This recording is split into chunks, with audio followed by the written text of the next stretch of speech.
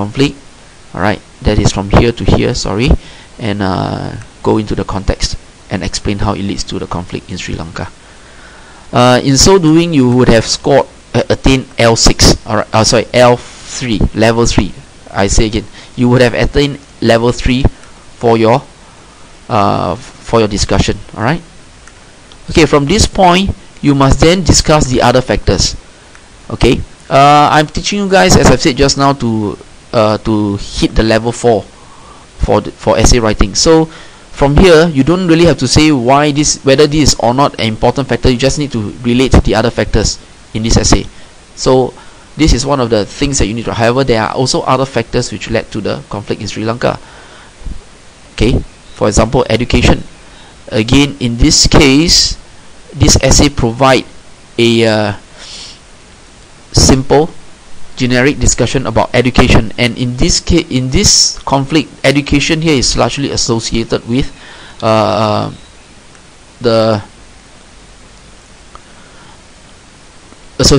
jobs and social mobility.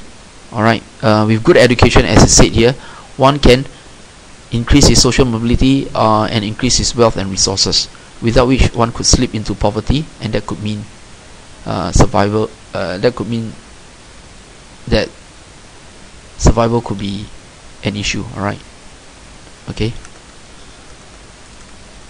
without which one, okay. Right, then you move on to discuss discrimination in education in Sri Lanka. That means another contextualized explanation. Alright, I think I don't have to say too much. Here, a quota is being set for Sinhalese, which means that Sinhalese will be obviously more Sinhalese were able to enter the university in Sri Lanka, and they actually allow them to get better jobs and of course become more educated and get better jobs. Sorry. Again, this action caused the Tamils to suffer economically.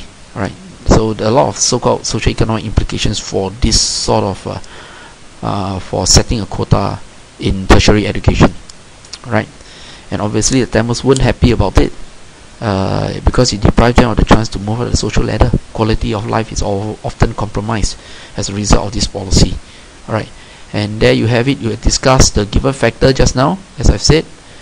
Alright, and after which you discuss the other factor. Alright, by now you will have hit L4. I mean, the lowest level of L4 may be about 8 to 9 marks, but then again, it would still be, you would have passed your essay by now.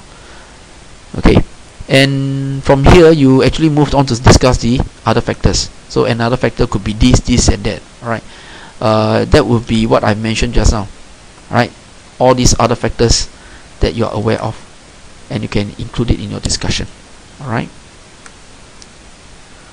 okay, coming back to the conclusion now. In conclusion, if you do not want to weigh and you're not sure about weighing the factors, then this is actually good enough to help you attain at least a 3.6. Alright, and a simple conclusion like this will be more than good enough. Alright, as I've said just now, you should be able to attain a 3.6 for this essay if you have clearly, explicitly discussed all the factors leading to the conflict in Sri Lanka. Okay.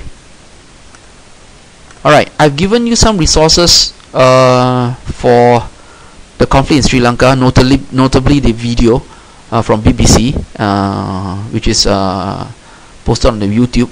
It is quite comprehensive, but if you need some more information, I think Wikipedia actually provide a very good discussion on the origins of Sri Lankan civil war.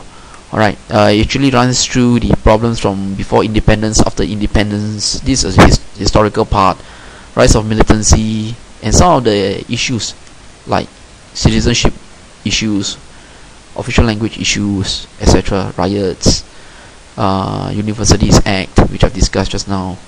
All these were a factor for conflict. Of course, if you watch the YouTube video, you will see that the government actually choose to practice some ethnic biased policies. So these are some of the factors that actually led to the conflict. Alright, Alright, so let me quickly round up few things that you need to do. First, think through analyze the question first. Alright, see if it's an impact question, concept question, or a factor question. After which, underline the given factor and figure out the time frame. Figure out the time frame is important. And finally, list out the factors that you are aware of, so that you don't miss out any of these factors that you need to discuss. And for essay writing, a proper introduction, including a thesis statement, right? Overview plus a thesis statement. Explain the given factor using the peel, right? Approach, and explain the other factors also using the peel approach. And finally, you conclude.